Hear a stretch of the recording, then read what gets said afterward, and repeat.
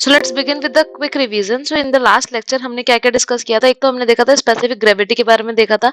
तो specific gravity का symbol क्या था हमारा? स्पेसिफिक ग्रेविटी का सिंबल था हमारा जी, जिसमें हमने क्या बोला था कि हमने सबसे पहली बात क्या की थी, एक ही बकेट, याद हो तो हमने एक ही बकेट लिया था, इसका मतलब वॉल्यूम हमारा सेम कंसिडर किया था। तो हमने क्या किया था, रेशियो है ये वेट ऑफ सॉइल सॉलिड्स। तो वेट ऑफ, जिसमें क्या था, वेट ऑफ सॉइल सॉलिड्स था। और keep remember that it is soil solids, और नीचे था वेट ऑफ वाटर। वॉल्यूम हमारा सेम था, तो ये किस में कन्वर्ट हो गया था? जब वॉल्यूम हमारा सेम था तो ये हमारा बेसिकली डेंसिटी कह लो, या फिर हमारा वेट था तो डेंसिटी में, और सॉरी मास था तो डेंसिटी में, और वेट था तो हमारा यूनिट वेट में कन्वर्ट हो गया था। तो करेक्ट। वहीं पे अगर हमने दूसरी पॉइंट देखा था, तो यहाँ पे सॉइल सॉलिड्स की बात की गई थी स्पेसिफिक ग्रेविटी में। वहीं पे हमने दूसरे वाले में क्या बात की थी? एपरेंट या फिर मास, मास या फिर एपरेंट स्पेसिफिक ग्रेविटी की बात की गई थी। इसमें क्या डिफरेंस था? इसमें हमारे बकेट तो सेम थी, वॉल्यूम तो हमारा सेम था, लेकिन जो हमने ऊपर जो न्यूमरेटर लिया था, यहाँ पे क्या किया था? स्पेसिफिक ग्रेविटी में हमने स्पेसिफिक ग्रेविटी में सॉइल सॉलिड्स लिए थे, वेयर एज हमने इसमें क्या लिया था? पूरा वेट ऑफ सॉइल लिया था, और यहाँ पे नीचे वेट ऑफ वाटर लिया था, लेकिन वॉल्यूम सेम था। वॉल्यूम हमारा सेम था, एग्जैक्टली तो वॉल्यूम हमारा सेम था यहाँ पर, divide by volume divide by volume of water. Correct. तो यहाँ से भी हमारा जो फॉर्मूला निकल के आया था, इसको हमने बोला था गामा। तो gamma B upon gamma W. यहाँ पे जो हमारा फॉर्मूला निकल के आया था वो गामा सॉलिड्स थे, gamma solids upon gamma W. तो ये सब देखा था। और कि टेम्परेचर चेंज होगा तो क्या रिलेशन था हमारा, या फिर हमारा जो हमने जो नीचे डिनोमिनेटर में हमने स्टैंडर्ड फ्लूइड को चेंज किया तो उसके वजह से क्या चेंजेस आएंगे, हमने ये सब लास्ट लेक्चर में देखा था। So now let's begin with the next topic. So स्वागत है आपका बियॉन्ड डिग्रीज में। मेरा नाम है अंचिता सिंह। आज का नया टॉपिक ये है कि हमने इंपॉर्टेंट फॉर्मूले ऑफ सॉइल जितना अभी तक पढ़ लिया उसके इंपॉर्टेंट फॉर्मूले को एक जगह लिखेंगे। क्यों? क्योंकि अब जो भी हम नए नए टॉपिक पढ़ने जाएंगे, जितने भी अब यहाँ से लेकर सॉइल के एंड तक जितने भी हम जो भी नए टॉपिक पढ़ेंगे पढ़ेंगे उसमें हमारे इन सॉइल के फॉर्मूले को बहुत ज्यादा इंपॉर्टेंस मिलती है, ये बहुत ज्यादा यूज होते हैं। इस वजह से इसको सोल ऑफ सॉइल भी कहा जाता है, आत्मा। इस सॉइल की आत्मा है भाई इसमें। तो पहला फॉर्मूला होता है जिसको हम है ना बोल देते हैं सहवाग, जिसमें S E is equal to W G, whereas S is the degree of saturation और ई हमारा वॉइड रेशियो है, जिसको ई हमारा वॉइड रेशियो है,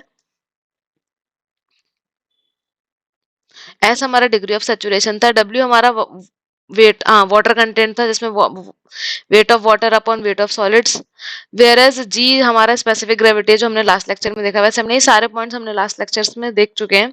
डिग्री ऑफ सेचुरेशन है एस हमारा, जहां पर दूसरा फॉर्मूले की अगर हम बात करते हैं तो बहुत ही इंपॉर्टेंट फॉर्मूला है जो कि gamma bulk is equals to G plus S E, where is G is a specific gravity, S is a degree of saturation, E is a void ratio upon 1 plus E into gamma W.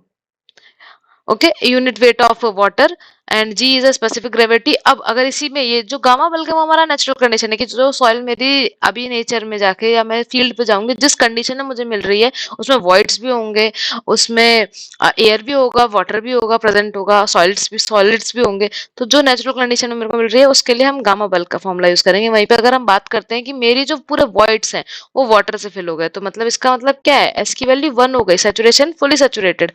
तो यही gamma bulk किस condition को बोल देंगे? हम gamma saturated को बोल देंगे।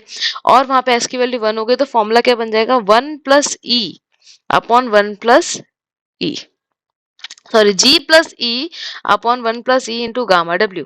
करेक्ट। वहीं पे अगर हम बात करते हैं, दूसरा चीज हमने देखी थी कि अगर मेरा दूसरा फॉर्मूला है जैसे गामा सबमर्ज बोला था, जिसमें हमने देखा था कि बायोन्सी फोर्स लगता है।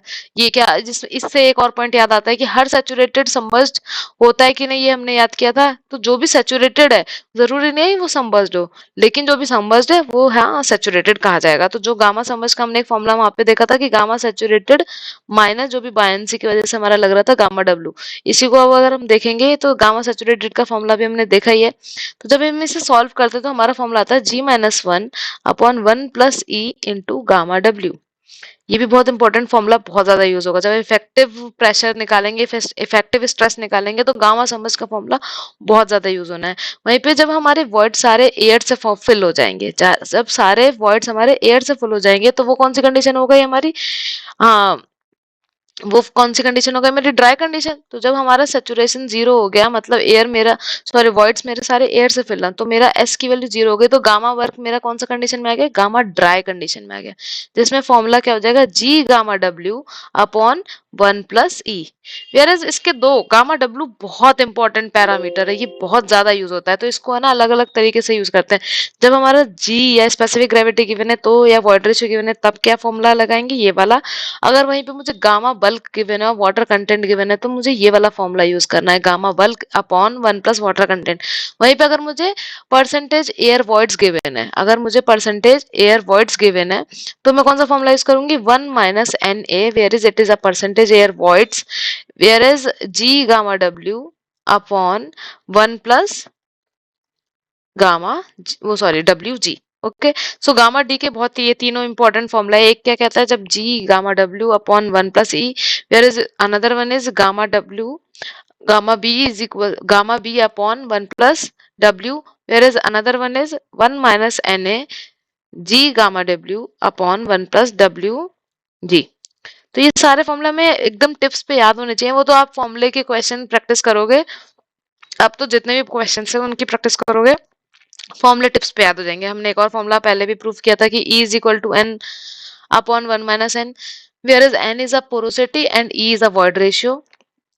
और हमने दूसरा फॉर्मूला देखा था कि अगर हमें N गिवन है तो मैं क्या यूज करूंगी? E upon 1 + E, where is 10th, sorry 9th, sorry, अगर मुझे वाटर कंटेंट गिवन है और मुझे वेट ऑफ सॉलिड्स निकालना है, तो मुझे, मेरे पास अगर टोटल वेट है, तो मैं कौन सा फॉर्मूला यूज करूंगी? Weight of solids is equal to total weight upon 1 + water content, जो कि हमने वाटर कंटेंट देखा था, it is a ratio of weight of water with respect to weight of solids.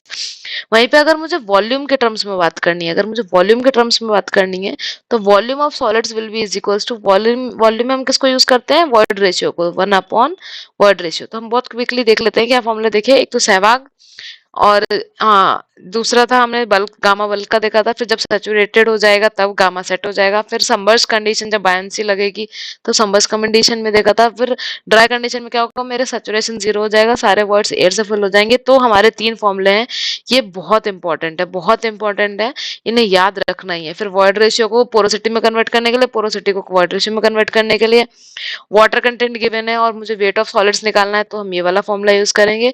वहीं पे अगर वॉइड रेशियो गिवन है तब ये वाला फॉर्मूला। ये बेसिकली दोनों फॉर्मूले मोस्टली जब हमारा वो वाला क्वेश्चन आता है ना कि बोरोपेट और एम्बैकमेंट में से हमने कितना सॉइल निकाले हैं, कितना वॉल्यूम यूज करें, तो उन क्वेश्चन में ये वाला फॉर्मूला लगता है। तो ये फॉर्मूला बिल्कुल एकदम टिप्स पे होने चाहिए। तो इम्पोर्टेंट फॉर्मूलेज हमने देख ही लिए, तो अब उसके बाद क्या है कि थोड़ा सा क्वेश्चन देख लेते हैं, कि मैं आपके लिए क्वेश्चन लेके आई हूँ। तो आप देख सकते हो कि ये एसएससी जेई 2011 का 10 मार्क्स का क्वेश्चन है, जिसमें ये कह रहा है कि सिग्निफिकेंट प्रॉपर्टीज बताओ सॉइल की। तो हमने इतनी सारी प्रॉपर्टीज पढ़ी हैं कि अभी अगर हम उसके बारे में लिखना शुरू करेंगे, तो मैं आपको बस बता रही हूँ। अगर आपने नहीं देखी तो लास्ट प्रीवियस लेक्चर्स में देख सकते हो, और उनको पढ़ो और लिख लिख के प्रैक्टिस करो, क्योंकि 2 आवर्स का एग्जाम होता है मेंस का। तो भाई एकदम दिमाग में बैठे होने चाहिए कि पेन उठाया तो बस ना, रुकने का नाम ही नहीं, सोचना नहीं है, उसे लिख लिख के प्रैक्टिस करो, क्योंकि तैयारी हमेशा मेंस की जाती है, और मेंस से ही प्री निकल जाएगा अपने आप। So first of all, first one is water content. तो हम वाटर कंटेंट से शुरू करते हैं। वाटर कंटेंट हो गया, फिर दूसरी प्रॉपर्टी हो जाएगी हमारी वॉइड रेशियो हो गई, जिसको हम ईज, तो सबका मतलब सबका सिंबल भी शो करना है आपको, और उनकी डेफिनेशन भी लिखनी है, और उनकी रेंज भी लिखनी है, हमने सब डिस्कस किया है। फिर third one will B porosity, then fourth one will be degree of saturation. So degree of saturation, अगर हम डिग्री ऑफ सेचुरेशन की बात करते हैं तो वहीं पे हम एयर कंटेंट भी लिख सकते हैं। तो fifth one will be air content.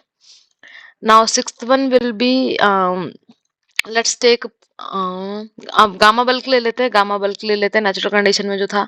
वहीं पे अगर हमारे सारे पोर्स हमारे सैचुरेटेड हो जाएंगे, तो हम gamma saturated saturated bulk saturated unit weight ले लेते हैं। वहीं पे अगर हम सनबर्स्ट की बात करते हैं, तो सनबर्स्ट से याद है, एक पॉइंट याद आता है कि सारी सैचुरेटेड सॉइल सनबर्स्ट होती है या सारी सनबर्स्ट सॉइल सैचुरेटेड होती है। तो ये हमने देखा था कि सारी सनबर्स्ट सॉइल सैचुरेटेड होती है, लेकिन सारी सनबर्स्ट जरूरी नहीं है कि सारी सैचुरेटेड सॉइल सनबर्स्ट हो। तो गामा सनबर्स्ट के बारे में लिख सकते हैं। सबका डायग्राम और रेंज जरूर दिखाना। वहीं पे अगर हम सारे वॉइड से एयर से फिल होंगे तो गामा ड्राई की भी बात कर सकते हैं। 10th पॉइंट हो जाएगा मेरा, हम स्पेसिफिक ग्रेविटी की बात कर सकते हैं, स्पेसिफिक ग्रेविटी की बात कर सकते हैं। वहीं पे अगर हम स्पेसिफिक ग्रेविटी को डिस्क्राइब कर रहे हैं तो we can also describe about mass specific gravity. Mass specific gravity की बात कर सकते हैं। हमने हाँ लास्ट लेक्चर में ये भी पढ़ लिया था कि आईडी जो था मेरा 12th पॉइंट हो गया मेरा आईडी, जिसको हम बोलते थे डेंसिटी इंडेक्स बोलते थे, ई मैक्स माइनस ई अपॉन ई मैक्स माइनस ई मिनिमम, और गामा के टर्म्स में भी हमने देखा था। तो वैसे तो ये 10 मार्क्स का क्वेश्चन, तो 10 points is more than enough, क्योंकि इससे ज्यादा टाइम भी नहीं मिलेगा। बट अभी देखो हमने 12 पॉइंट्स देख लिए, तो और इसके आगे अभी हम कंसिस्टेंसी लिमिट ऑफ सॉइल भी पढ़ने वाले, तो उनको भी लिख सकते हो। तो पॉइंट्स हमारे पास बहुत सारे हैं, बस लिख लिख के प्रैक्टिस करनी है और बहुत ज्यादा मेहनत करनी है। नेक्स्ट क्वेश्चन की अगर हम बात करते हैं तो नेक्स्ट क्वेश्चन क्या कहता है, पहले हम गिवन लिख लेंगे, तो पहले पढ़ते हैं। अ सैंपल ऑफ सॉइल, तो देखो सॉइल की बात कर रहा है, सॉलिड्स की नहीं। तो a sample of soil whose porosity, मतलब पोरोसिटी हमें गिवन है 35%, फाइन। और स्पेसिफिक ग्रेविटी वेट हमें given, specific gravity of solids given है 2.67, जो कि क्या होता है gamma solids upon gamma W while. अब हमें क्या क्या फाइंड करना है, पहला फाइंड करना है हमें वॉइड रेशियो, ठीक है। तो और दूसरा फाइंड करना है हमें गामा ड्राई डेंसिटी, ठीक है। और फिर हमें फाइंड करना है कि यूनिट वेट, मतलब वही बल्क फाइंड करना है कब, जब सैचुरेटेड कंडीशन 50% हो, और गामा बल्क तब फाइंड करना है जब सैचुरेटेड कंडीशन हमारी 100% हो। तो 100% में तो गामा बल्क को हम गामा सैचुरेटेड भी बोल सकते हैं, लेकिन ये जो थर्ड पॉइंट है इसमें हम गामा बल्कि बोलेंगे, क्योंकि फुल ऑन वो उससे नहीं है, ठीक है। तो पहले पहला पार्ट निकालते हैं, तो पहला पार्ट तो यहीं पे कर लेते हैं। तो ई की फॉर्मूला हमने देखा था, और कलर चेंज कर लेते हैं, let's do with white, okay. So solution, तो हमने एक फॉर्मूला देखा था E is equal to N upon 1 - n। इस फॉर्मूले को यूज करेंगे तो हम 35% या फिर 0.35 1 - 0.35। तो कैलसी से जब सॉल्व करेंगे, जब हम कैलसी से इसको सॉल्व करेंगे तो इसका आंसर आएगा 0.35 divided by 1 - 0.35, where the answer will be is equals to 0.538, correct. तो ई की वैल्यू आ गई 0.538। अगर वैसे परसेंटेज में लिखना है तो 53.8% भी लिख सकते हैं, पर डेसिमल में ज्यादातर हम शो करते हैं, ठीक है। वहीं पे अब हमें गामा डी की वैल्यू निकालनी है। दूसरा पूछ रहा है गामा डी निकालो, तो भाई हमारे पास 3 फॉर्मूले थे, लेकिन अभी हमें क्या गिवन है, ई भी पता चल गया हमें, ठीक है। तो और ये वाला फॉर्मूला हमने पढ़ा ही था अभी जस्ट, कि जी गामा डब्ल्यू अपॉन 1 + ई। तो सारी वैल्यू पुट करेंगे, जी की वैल्यू हमारी 2.67, और जब तक गिवन ना हो भाई हमारे को कैलसी भी यूज कर सकते हो, तो गामा डब्ल्यू की वैल्यू 9.81 ही पुट करेंगे। वहीं पे 1 प्लस अभी हमने ई की वैल्यू निकाली 0.538, एक बार चेक कर लेते हैं, 0.538 सही है। सो 0.538, तो जब हम इसको कैलसी में पुट करेंगे तो हमारा वैल्यू आएगा 17.025 किलो न्यूटन पर मीटर क्यूब। यूनिट जरूर लिखना है, यूनिट के हाफ मार्क्स कट जाएंगे, यूनिट जरूर लिखना है। और अगर हो सके तो उसे ब्रैकेट में भी क्लोज करो, so that they can even highlight. फॉर्मूले को भी दिखाओ, अलग से थोड़ा स्टेप खुला खुला लिखना, और फॉर्म आंसर को ब्रैकेट में लिखना, तो फिर वो कम से कम देख पाएंगे कि अच्छा ठीक है बंदे ने किया है, ठीक है। अब थर्ड पार्ट करना है मुझे, उससे पहले 1 मिनट बीच में एक लाइन ले लेते हैं,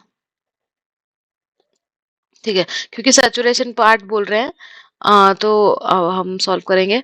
सो व्हेन सैचुरेशन इज 50% तब सॉल्व करेंगे, और व्हेन सैचुरेशन इज 100%। तो इसको तो मैं गामा सेट से बोल दूंगी। तो गामा सेट का फॉर्मूला भी हमने देखा था कि G प्लस ई गामा डब्ल्यू अपॉन 1 + ई, ठीक है। तो इसको मैंने देखा था 2.67 प्लस 0.538 ब्रैकेट में इंटू 9.81 अपॉन में 1 + 0.38। तो इसको डायरेक्टली 1.538 लिख सकते हैं।